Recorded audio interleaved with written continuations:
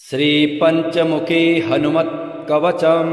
अस्य श्री पंचमुखी हनुमत कवच स्तोत्र मंत्रस्य ब्रह्मा ऋषिः गायत्री छन्दः श्री हनुमान देवता राम बीजं मम शक्तिः चंद्रः कीलकम्।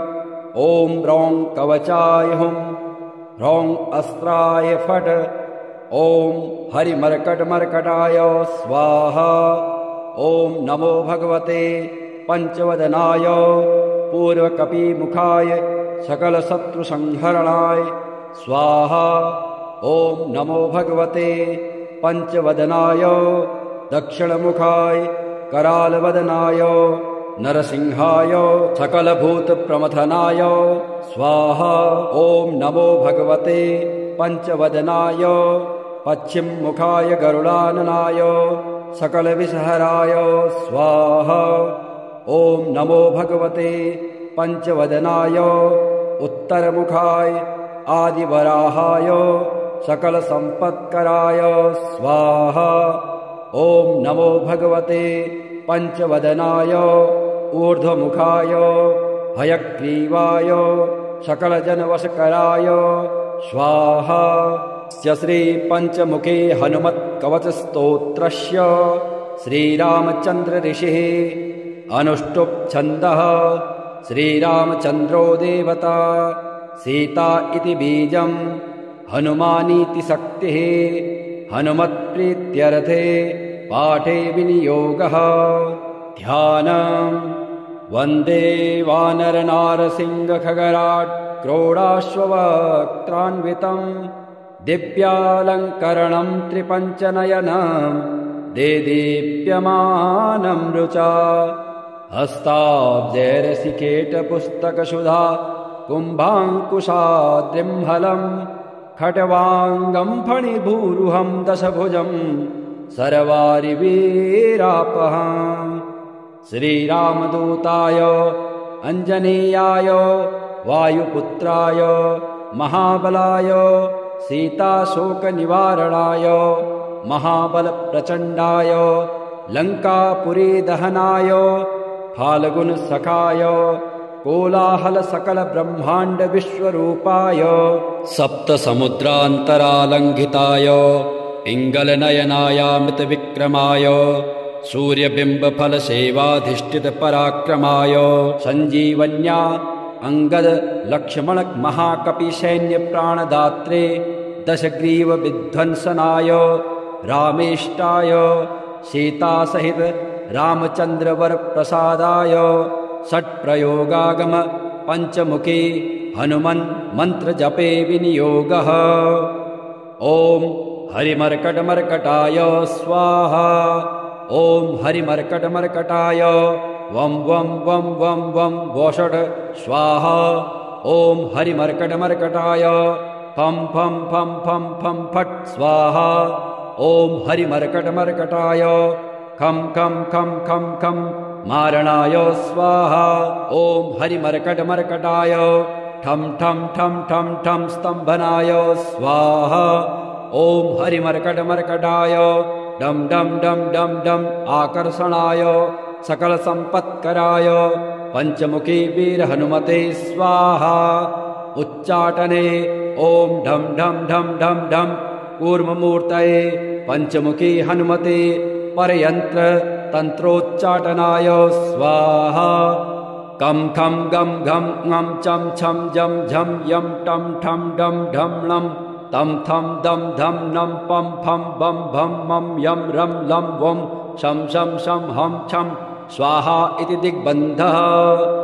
ओम पूर्वकपिमुखाय पंचमुखी हनुमते ठम ठम ठम ठम ठम सकलशत्रुसंहारणाय स्वाहा। ओम दक्षिणमुखाय पंचमुखी हनुमते करालवदनाय नरसिंहाय ह्रां ह्रां ह्रां ह्रां ह्रां सकलभूतप्रेतदमनाय स्वाहा। ओम पश्चिममुखाय गरुडासनाय पंचमुखी वीर हनुमते मम मम मम मम मम सकलविषहराय स्वाहा। ओम उत्तरमुखे आदिवराहाय लं लं लं लं लं नृसिंहाय नीलकण्ठाय पञ्चमुखे हनुमते स्वाहा। ॐ अञ्जनासुताय वायुपुत्राय महाबलाय रामेष्टफाल्गुनसखाय सीताशोकनिवारणाय लक्ष्मणप्राणरक्षकाय कपिसैन्यप्रकाशाय दशग्रीवाभिमानदहनाय श्रीरामचन्द्रवरप्रसादकाय महावीर्याय प्रथम ब्रह्माण्डनायकाय पञ्चमुखे हनुमते भूतप्रेत पिशाच ब्रह्मराक्षस शाकिनी डाकिनी अंतरिक्षग्रह परयंत्र परतंत्र सर्वग्रहोच्चाटनाय सकलशत्रुसंहारणाय पञ्चमुखे हनुमद्वरप्रसादाय सर्वरक्षकाय जं जं जं जं स्वाहा।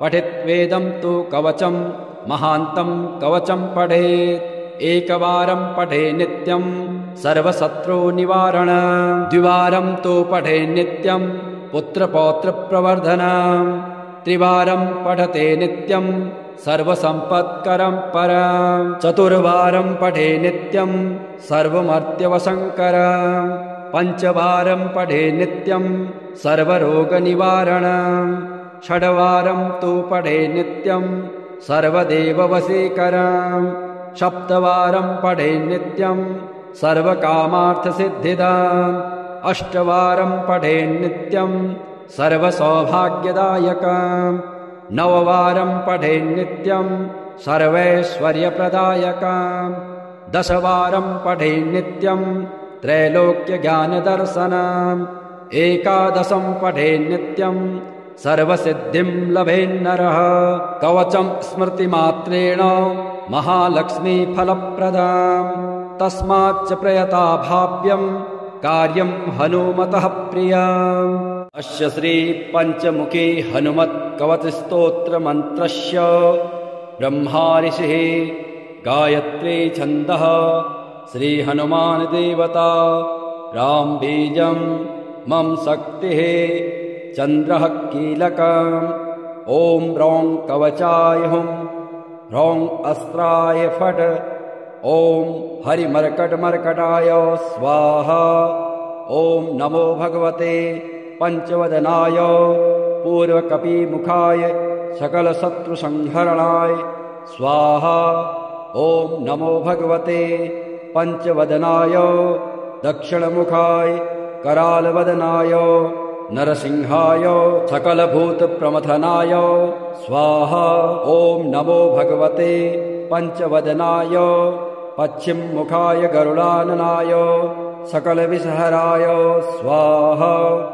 ॐ नमो भगवते पंचवदनाय उत्तरमुखाय आदिवराहाय सकलसम्पत्कराय स्वाहा। ॐ नमो भगवते पंचवदनाय ऊर्ध्वमुखाय हयग्रीवाय सकलजनवशकराय स्वाहा।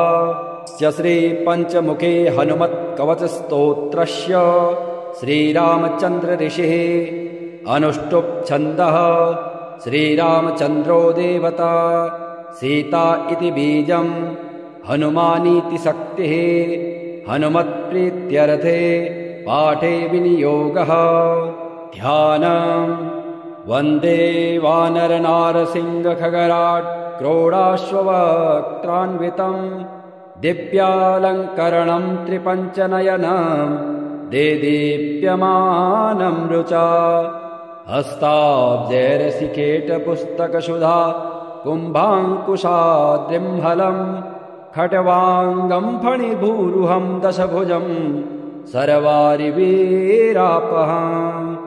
श्रीरामदूताय अञ्जनेयाय वायुपुत्राय महाबलाय सीताशोकनिवारणाय महाबलप्रचण्डाय लङ्कापुरीदहनाय फाल्गुनसखाय कोलाहलसकलब्रह्माण्डविश्वरूपाय सप्तसमुद्रान्तरालङ्घिताय पिङ्गलनयनायामृतविक्रमाय सूर्यबिम्बफलसेवाधिष्ठितपराक्रमाय सञ्जीवन्या अंगद लक्ष्मण महाकपिसैन्यप्राणदात्रे दशग्रीवविध्वंसनाय रामेष्टाय सीतासहित रामचंद्रवर प्रसादाय षट्प्रयोगागम पंचमुखी हनुमन् मंत्र जपे विनियोगः।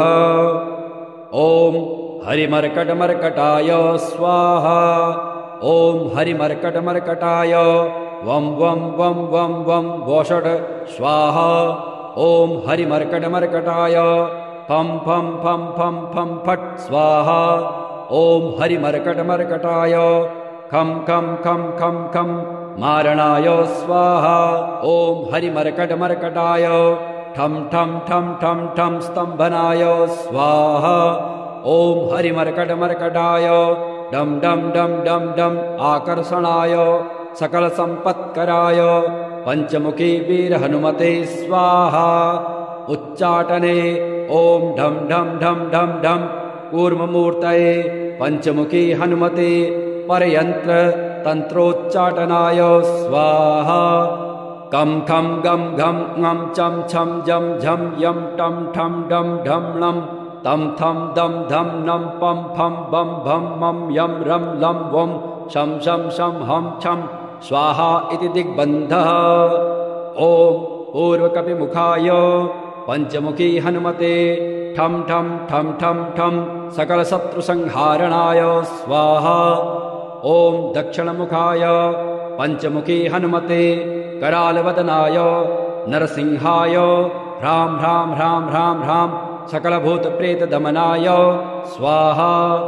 ओम पश्चिममुखाय गरुडासनाय पंचमुखी वीर हनुमते मं मं मं मं मं सकलविषहराय स्वाहा। ओम उत्तरमुखे आदिवराहाय लं लं लं लं लं नृसिंहाय नीलकंठाय पंचमुखी हनुमते स्वाहा। ओम अंजनासुताय वायुपुत्राय महाबलाय रामेष्टफाल्गुनसखाय सीताशोकनिवारणाय लक्ष्मणप्राणरक्षकाय कपिसैन्यप्रकाशाय दशग्रीवाभिमानदहनाय श्रीरामचन्द्रवरप्रसादकाय महावीर्याय प्रथम ब्रह्माण्डनायकाय पंचमुखी हनुमते भूतप्रेत पिशाच ब्रह्मराक्षस शाकिनी डाकिनी अंतरिक्षग्रह परयंत्र परतंत्र सर्वग्रहोच्चाटनाय सकलशत्रुसंहारणाय पंचमुखी हनुमद्वर प्रसादाय सर्वरक्षकाय जम जम जम जम स्वाहा। पठित्वेदं तु कवचं महान्तं कवचं पठेत् एकवारं पठे नित्यं सर्वशत्रुनिवारण। द्विवारं तु पठे नित्यं पुत्रपौत्रप्रवर्धनं। त्रिवारं पठते नित्यं सर्वसम्पत्करं परं। चतुर्वारं पठे नित्यं सर्वमर्त्यवशङ्करं। पंचवारं पठे नित्यं सर्वरोगनिवारणं। षड्वारं तु पठे नित्यं सर्वदेववशीकरं। सप्तवारं पठे नित्यं सर्वकामार्थसिद्धिदम्। अष्टवारं पठे नित्यं सर्वसौभाग्यदायकम्।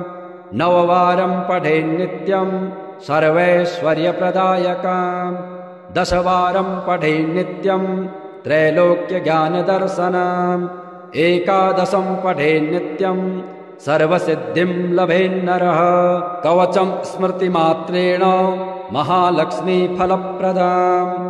तस्माच्च प्रयता भाव्यं कार्यं हनुमतः प्रियम्।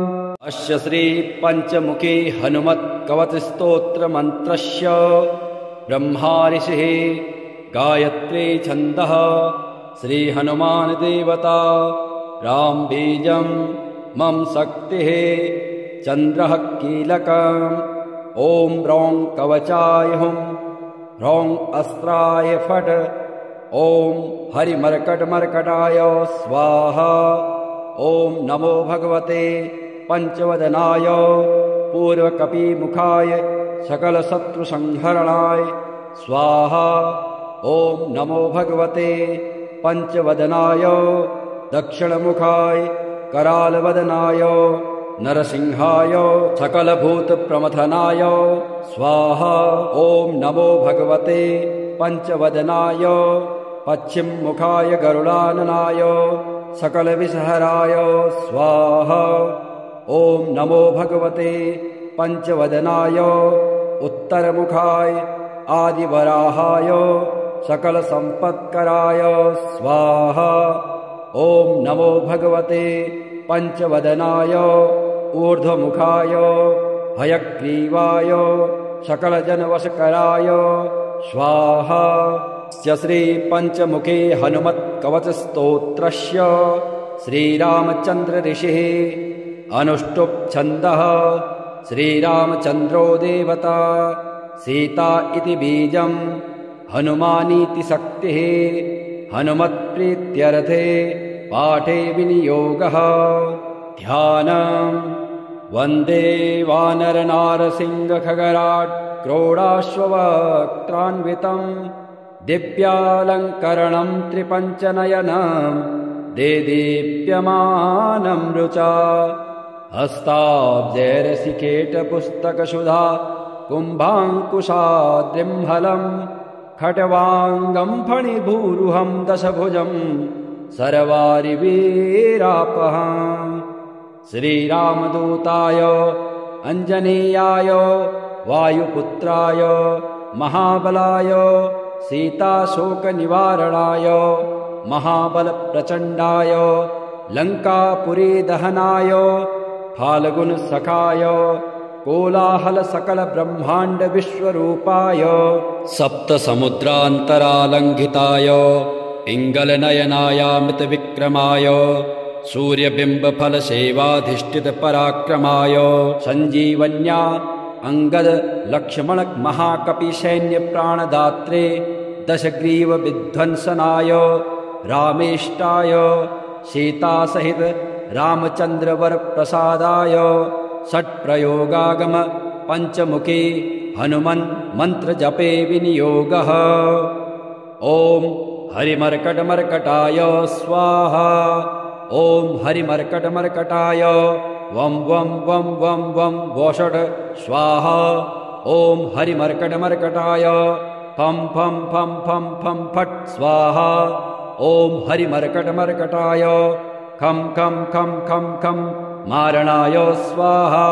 ओम हरिमर्कटमर्कटाय ठं ठं ठं ठं ठं स्तंभनाय स्वाहा।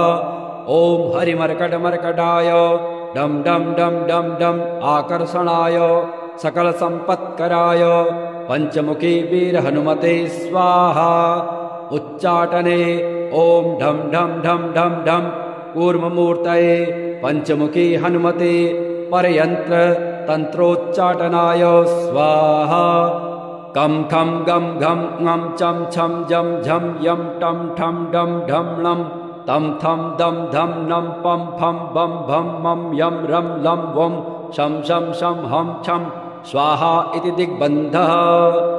ओम पूर्वकपिमुखाय पंचमुखी हनुमते ठम ठम ठम ठम ठम सकल शत्रु संहारणाय स्वाहा। ओम दक्षिणमुखाय पंचमुखी हनुमते करालवदनाय नरसिंहाय ह्रां ह्रां ह्रां ह्रां ह्रां सकल भूत प्रेत दमनाय स्वाहा। ओम पश्चिममुखाय गरुडासनाय पंचमुखी वीर हनुमते मम मम मम मम मम सकल विषहराय स्वाहा। ओम उत्तरमुखे आदिवराहाय लं लं लं लं लं नृसिंहाय नीलकंठाय पंचमुखी हनुमते स्वाहा। ओम अंजनासुताय वायुपुत्राय महाबलाय रामेष्ट फाल्गुनसखाय सीताशोकनिवारणाय लक्ष्मण प्राणरक्षकाय कपिसैन्यप्रकाशाय दशग्रीवाभिमानदहनाय श्रीरामचन्द्रवर प्रसादकाय महावीर्याय प्रथम ब्रह्मांडनायकाय पंचमुखी हनुमते भूत प्रेत पिशाच ब्रह्म राक्षस शाकिनी डाकिनी अंतरिक्ष ग्रह परयंत्र परतंत्र सर्वग्रहोच्चाटनाय सकल शत्रु संहारणाय पंचमुखी हनुमद्वर प्रसादाय सर्वरक्षकाय जम जम जम जम स्वाहा। पठित्वेदं तु कवचं महान्तं कवचं पठेत् एकवारं पठे नित्यं सर्वशत्रुनिवारण द्विवारं तु पठे नित्यं पुत्रपौत्रप्रवर्धनं त्रिवारं पठते नित्यं सर्वसम्पत्करं परं चतुर्वारं पठे नित्यं सर्वमर्त्यवशङ्करं पञ्चवारं पठे नित्यं सर्वरोगनिवारणं षड्वारं तु पठे नित्यं सर्वदेववशीकरं सप्तवारं पठे नित्यं सर्वकामार्थसिद्धिदम् अष्टवारं पठे नित्यं सर्वसौभाग्यदायकम् नववारं पठे नित्यं सर्वैश्वर्यप्रदायकम् दशवारं पठे नित्यं त्रैलोक्यज्ञानदर्शनम् एकादशं पठे नित्यं सर्वसिद्धिं लभेन्नरः कवचं स्मृतिमात्रेण महालक्ष्मीफलप्रदाम् तस्माच्च प्रयता भाव्यं कार्यं हनुमतः प्रियम् अस्य श्री पंचमुखी हनुमत् कवच स्तोत्र मंत्रस्य ब्रह्मा ऋषिः गायत्री छन्दः श्री हनुमान देवता राम बीजं मम शक्तिः चन्द्रः कीलकम् ॐ ह्रौं कवचाय हुं ह्रौं अस्त्राय फट् ॐ हरिमर्कटमर्कटाय स्वाहा ॐ नमो भगवते पंचवदनाय पूर्वकपिमुखाय सकलशत्रुसंहरणाय स्वाहा ॐ नमो भगवते पंचवदनाय दक्षिणमुखाय करालवदनाय नरसिंहाय सकलभूतप्रमथनाय स्वाहा ॐ नमो भगवते पंचवदनाय पश्चिममुखाय गरुडाननाय सकलविषहराय स्वाहा ॐ नमो भगवते पंचवदनाय उत्तरमुखाय आदिवराहाय सकलसम्पत्कराय स्वाहा ॐ नमो भगवते पंचवदनाय ऊर्ध्वमुखाय हयग्रीवाय सकलजनवशकराय स्वाहा श्री पंचमुखे हनुमत् कवच स्तोत्रस्य श्रीरामचन्द्र ऋषिः अनुष्टुप् छन्दः श्रीरामचन्द्रो देवता सीता इति बीजं हनुमानीति शक्तिः हनुमत्प्रीत्यर्थे पाठे विनियोगः ध्यानं वन्दे वानरनारसिंहखगराट् क्रोडाश्ववक्त्रान्वितं दिव्यालङ्करणं त्रिपञ्चनयनं देदीप्यमानं रुचा हस्ताब्जैरसिकेटपुस्तकसुधा कुम्भाङ्कुशाद्रिम्हलं खट्वाङ्गं फणिभूरुहं दशभुजं सर्वारिवीरापहम् श्रीरामदूताय अञ्जनेयाय वायुपुत्राय महाबलाय सीताशोकनिवारणाय महाबलप्रचण्डाय लङ्कापुरीदहनाय फाल्गुनसखाय कोलाहलसकलब्रह्माण्डविश्वरूपाय सप्तसमुद्रान्तरालङ्घिताय पिङ्गलनयनायामृतविक्रमाय सूर्यबिम्बफलसेवाधिष्ठितपराक्रमाय सञ्जीवन्या अङ्गदलक्ष्मणमहाकपिसैन्यप्राणदात्रे दशग्रीवविध्वंसनाय रामेष्टाय सीतासहित रामचन्द्रवरप्रसादाय षट्प्रयोगागम पंचमुखी हनुमन् मन्त्रजपे विनियोगः ॐ हरिमर्कटमर्कटाय स्वाहा ॐ हरिमर्कटमर्कटाय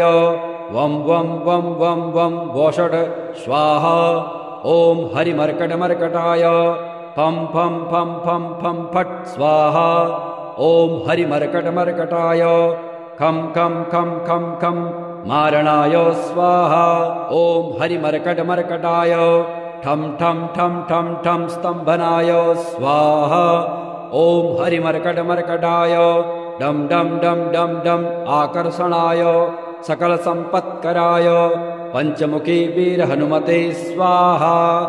उच्चाटने ओम ढम ढम ढम ढम ढम कूर्ममूर्तये पंचमुखी हनुमते परयंत्र तंत्रोच्चाटनाय स्वाहा। कम खम गम घम ngम चम छम जम झम यम टम ठम डम ढम णम तम थम दम धम नम पम फम बम भम मम यम रम लम वम शम शम शम हम छम स्वाहा इति दिग्बन्धः। ओम पूर्वकपिमुखाय पंचमुखी हनुमते ठम ठम ठम ठम ठम सकल शत्रु संहारणाय स्वाहा। ओम दक्षिणमुखाय पंचमुखी हनुमते करालवदनाय नरसिंहाय ह्रां ह्रां ह्रां ह्रां ह्रां सकलभूत प्रेत दमनाय स्वाहा। ओम पश्चिममुखाय गरुडासनाय पंचमुखी वीर हनुमते मम मम मम मम मम सकल विषहराय स्वाहा। ओम उत्तरमुखे आदिवराहाय लं लं लं लं लं नृसिंहाय नीलकंठाय पंचमुखी हनुमते स्वाहा।